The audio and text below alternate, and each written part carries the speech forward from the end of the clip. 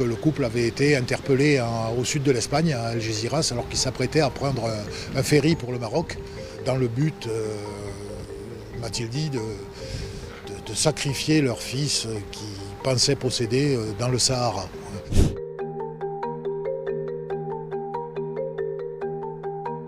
C'est l'une des dernières images d'eux, un couple de musiciens très connus dans la commune, qui avait ouvert une école de musique et qui, selon ses voisins, aimaient leur fils plus que tout. Leur enfant, c'était leur prunelle de leurs yeux. Il était hyper intelligent, qu'il irait loin.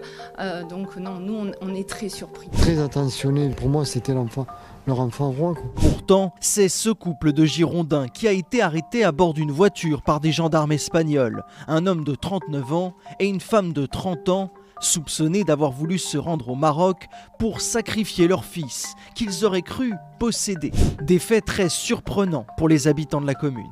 Je les connaissais plutôt bien, oui. Ils étaient les fondateurs d'une association, un centre d'enseignement musical sur la commune depuis quelques années. Une belle école de musique où ils ont eu jusqu'à plus de 250 élèves par moment. J'ai même eu l'occasion d'être reçu chez eux à plusieurs reprises. Ce sont des gens qui, lui, étaient parfois un petit peu excessif dans ses propos. Il avait quelquefois la capacité à s'emporter et à avoir des discussions un peu vives, mais ça retombait très vite. Les seules fois où je suis allé chez eux, ce que je peux dire, c'est qu'ils avaient un comportement avec leur enfant de vrais parents, aimants, très attentionnés, très accompagnateurs, et rien, effectivement, ne laissait supposer qu'ils puissent avoir ce type de comportement vis-à-vis de leur enfant. Ils faisaient quelque chose de bien, ils avaient une école de musique.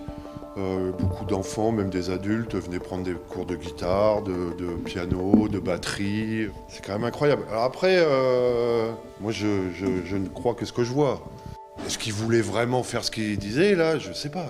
Est-ce que quelqu'un le sait? Il y a un mois, le professeur de musique était déjà tombé nez à nez avec les forces de l'ordre, mais pour des faits très différents. Effectivement, il y a un mois, ce monsieur a été découvert dans une tente en pleine tempête Sierra, dans le sud Médoc. Les suites n'ont plus simple appareil, effectivement, et quand les gendarmes l'ont découvert, ils l'ont effectivement confié aux services médicaux compétents, on va dire.